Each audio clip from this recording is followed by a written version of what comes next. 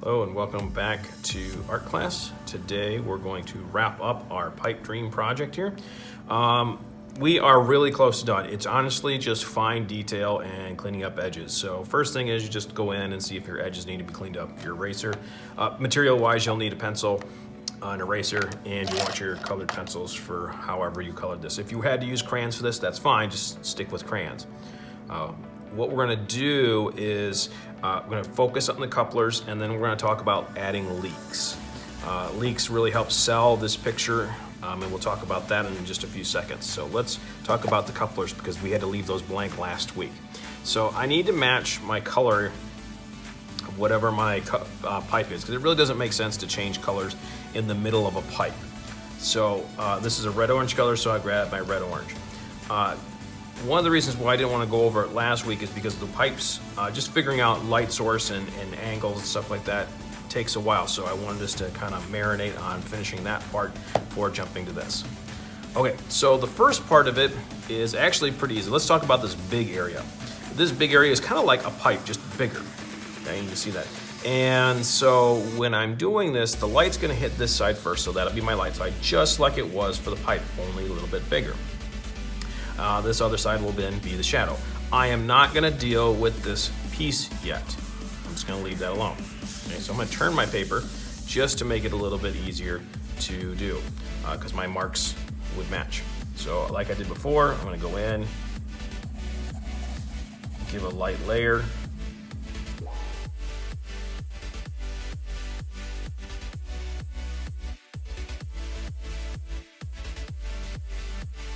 Get my medium layer, but these will be a little bit wider than these simply because it's a bigger space. So each section will be a little bit wider than it was before.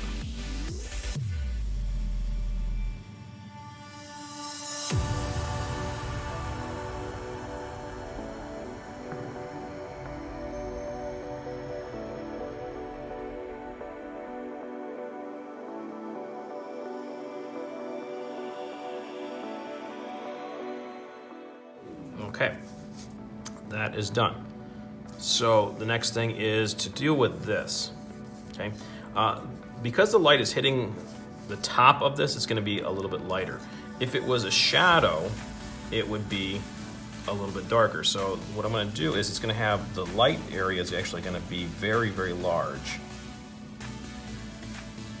on this. I'm gonna have it a big white area, and then I'm gonna have my medium dark be very small, so that it looks like it's extra bright on top. If we were doing a dark one, and I have to draw a separate one because I don't have one on my sheet, so I'll grab my ruler here.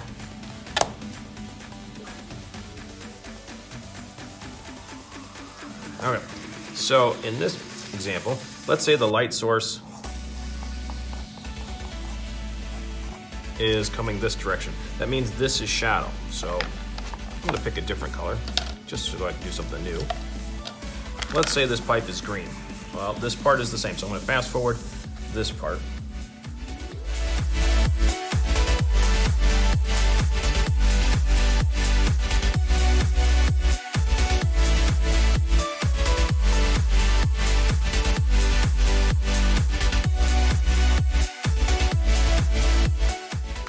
Okay, so this part's all done.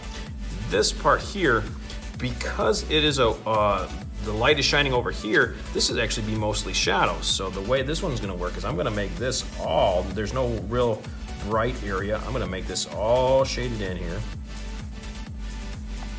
And my medium's gonna be much bigger. It's gonna take up most of the space. And then I'm gonna have a bigger dark area as well.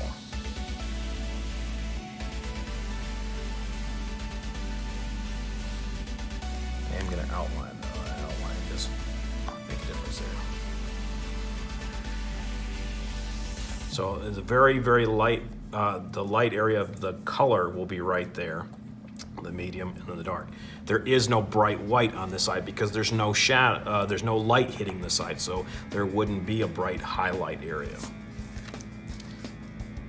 So depending on where your light source is how you have to figure that out. So I'm gonna do this one. I'm gonna fast forward through this one because we've already seen me do it twice. And then I'm gonna talk about how to add dripping water or other things.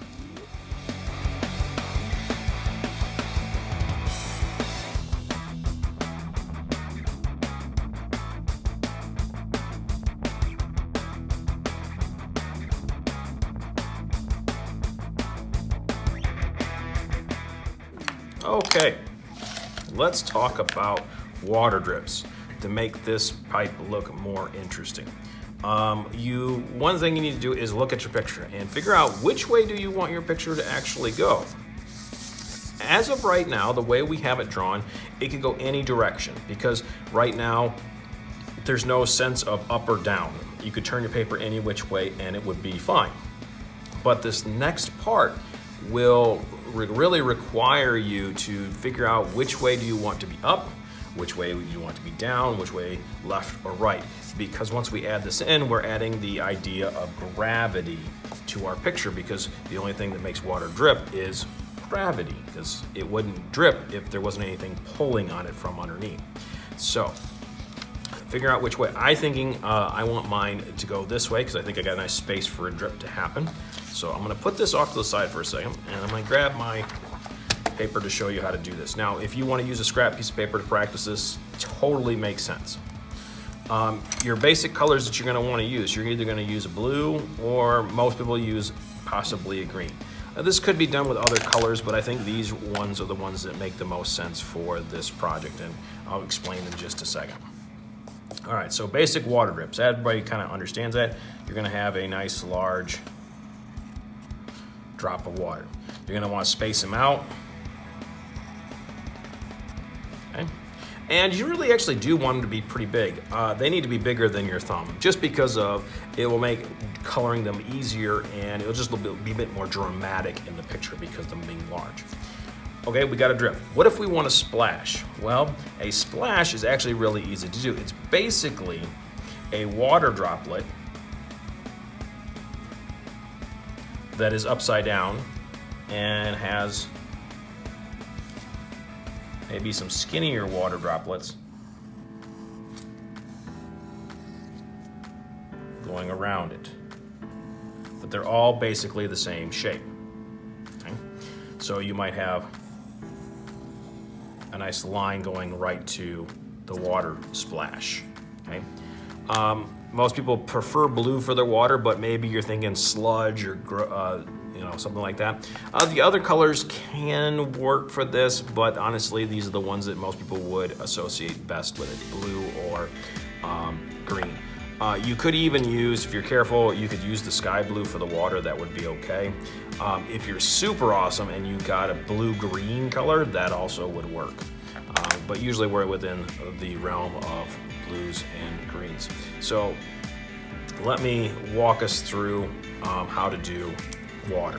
Very easily, you need to know where your light source is. So let's say my light source, I'll draw my sun here, is right here, it's shining right here. So this side means to be lighter than this side. But we're still gonna give most of it a light covering.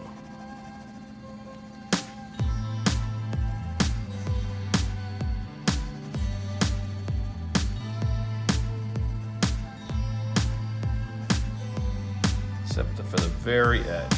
Now we're simplifying the lighting that actually happens in water. We're not making it true detail because there will be reflections in other places and we're not gonna deal with that. We're just gonna keep it as simple as we can so that everybody can have good experience with this. All right, so there's my light layer and then I'm gonna add a medium layer. It's kind of important that you keep the lines roundish when you're getting close to the edge because the water makes more sense that way. So I'm gonna add my medium layer.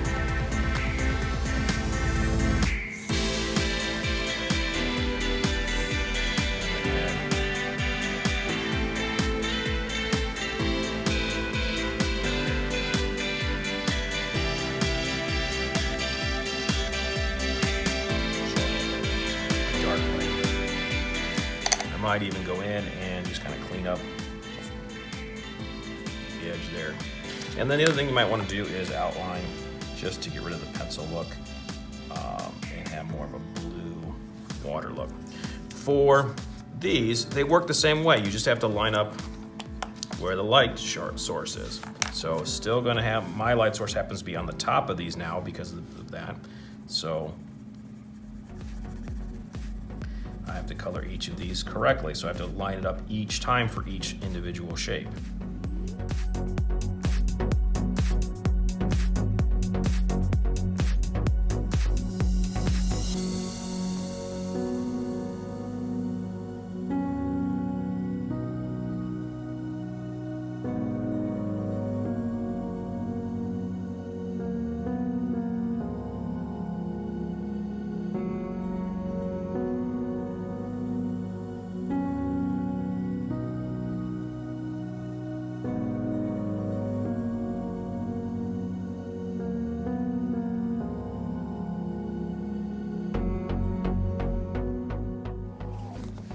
Okay, so all the highlights, the bright sides are facing towards the sun.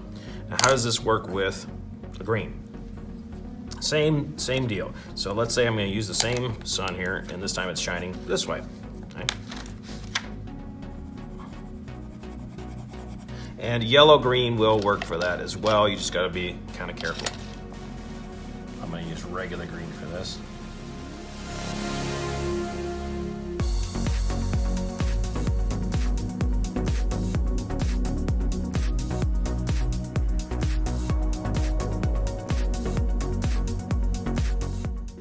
So there's my green towards this light source and my blue this way.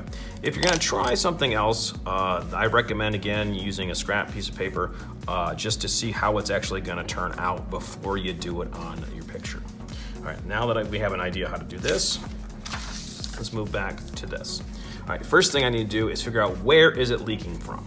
Okay, so there's a couple ways. You could have it leaking, because commonly things might leak from where things are being joined together. So here, they're being joined together by a coupler, so it could leak from here, or you could actually just go in, and I'm trying to figure out, here's a good space right here. Go in and use your black and add a little bit of a crack to your pipe.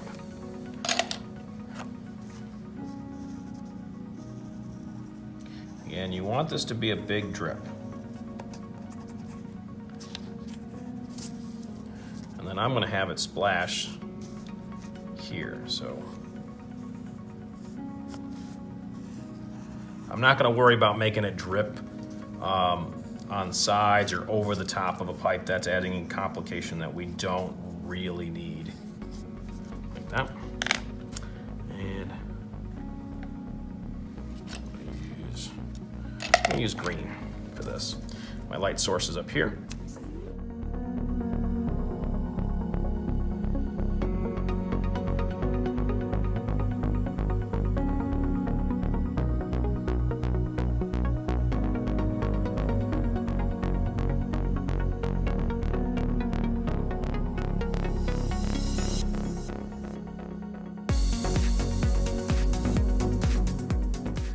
Okay.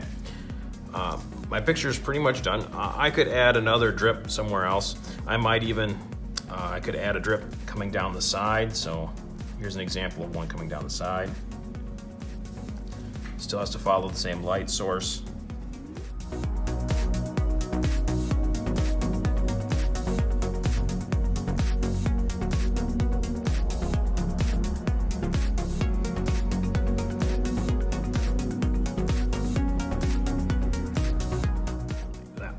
So it gives you kind of an idea of the possibilities. We really don't want water everywhere. That would look really odd. We just need it to kind of make sense to the picture. Choose which way. Remember, your paper can go either direction, but once you go in one direction, it only makes sense. You can't have water spraying around in different directions. It really won't make sense to it as a picture as a whole. Once you're finished, please upload a photo of this to Google Classroom, and I will see you next week. This is the final week on this, so there isn't any more work after this. So it's the final week on that.